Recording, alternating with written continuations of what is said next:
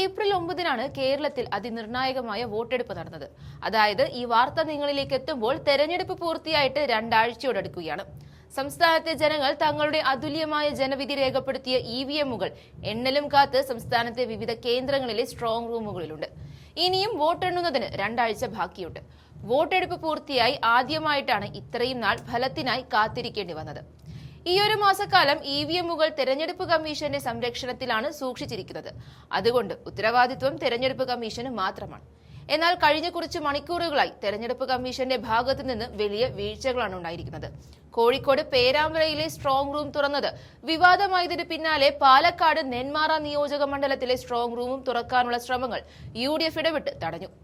ഇത് അട്ടിമറി സാധ്യതകളിലേക്കാണ് വിരൽ ചൂണ്ടുന്നത്. അത്രമാത്രം സുപ്രധാനമായ കേന്ദ്രമായിട്ട് കൂടി തോന്നും പോലെ തുറക്കുകയും അടക്കുകയും ചെയ്യുവാൻ ഇത് റേഷൻ കടയൊന്നുമല്ലെന്നും UDF ഓർക്കുന്നുണ്ട്. ഏറ്റവും ഒടുവിലായി മറ്റൊരു വാർത്ത കൂടി വലിയ ഞെട്ടലുണ്ടാക്കുകയാണ്. സ്ട്രോങ് റൂം 24 മണിക്കൂറും CCTV നിരീക്ഷണത്തിലാണ്. BSFന്റെ മേൽനോട്ടത്തിലാണ് സുരക്ഷ ഒരുക്കിയിരിക്കുന്നത്. ഇവർക്കും CCTVയിലൂടെ സ്ട്രോങ് റൂമിന്റെ ഉൾവശവും പരിസര കേന്ദ്രങ്ങളും കാണാൻ സാധിക്കും. എന്നാൽ ഈ CCTV 1 മണിക്കൂർ ഓഫാക്കിയെന്ന വസ്തുത ഞെട്ടലുണ്ടാക്കുകയാണ്.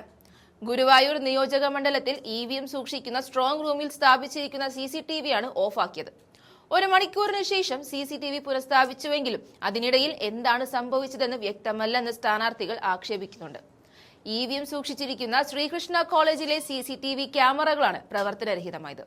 1 മണിക്കൂറോളം നേരം അതിൽ നിന്നുള്ള ദൃശ്യങ്ങളൊന്നും ലഭ്യമായില്ലെന്ന് UDF സ്ഥാനാർത്ഥി പരാതിയിൽ പറയുന്നു.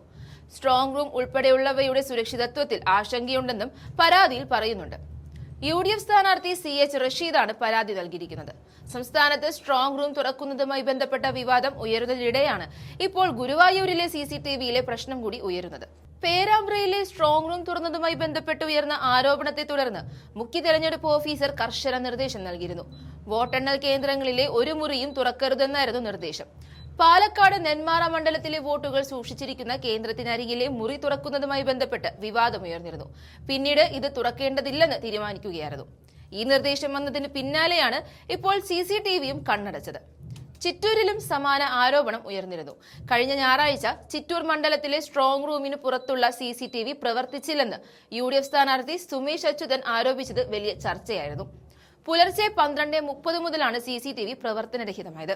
തെരഞ്ഞെടുപ്പ് ഫലം അട്ടിമറിക്കാൻ ശ്രമം നടന്നതായി സംശയിക്കുന്നുവെന്നും സുമേഷ് അച്യുതൻ പറയുന്നുണ്ട്. വിവാദങ്ങൾ കൊടുമ്പിരി കൊള്ളുമ്പോൾ വോട്ടെണ്ണൽ കേന്ദ്രങ്ങളിലെ മുറികൾ തുറക്കരുതെന്ന നിർദ്ദേശവുമായി എത്തിയിരിക്കുകയാണ് മുഖ്യ തെരഞ്ഞെടുപ്പ് ഓഫീസ്. പേരാമ്പ്രയിലെയും നെന്മാറയിലെയും സ്ട്രോങ് റൂം വിവാദത്തിന് പിന്നാലെയാണ് മുഖ്യ തെരഞ്ഞെടുപ്പ് ഓഫീസർ രത്തൻ യു ഖേൽക്കറിന്റെ ഇടപെടൽ ഉണ്ടായിരിക്കുന്നത്. വിവാദങ്ങൾ ഒഴിവാക്കാനാണ് നിലവിലെ നടപടിയെന്നും അദ്ദേഹം കൂട്ടിച്ചേർക്കുന്നു. എന്നാൽ CCTVയുമായി ബന്ധപ്പെട്ട വിവാദത്തിൽ കൃത്യമായ മറുപടി കമ്മീഷനിൽ നിന്ന് ഉണ്ടായിട്ടില്ല.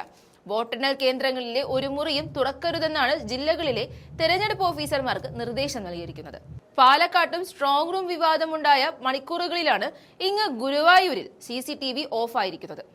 കുറ്റമറ്റ രീതിയിൽ തെരഞ്ഞെടുപ്പ് നടന്നുവെന്ന് അവകാശപ്പെടുന്ന തെരഞ്ഞെടുപ്പ് കമ്മീഷൻ വോട്ടെണ്ണൽ വരെയും ആ വിശ്വാസ്യത കാത്തു സൂക്ഷിക്കണമെന്നാണ് UDF അടക്കം ആവശ്യപ്പെടുന്നത്. നേരത്തെ പ്രതിപക്ഷ നേതാവ് VD സതീശൻ സ്ട്രോങ് റൂമിന്റെ പരിസരങ്ങളിൽ കണ്ണു വേണമെന്ന നിർദ്ദേശം അണികൾക്ക് കൈമാറിയിരുന്നു.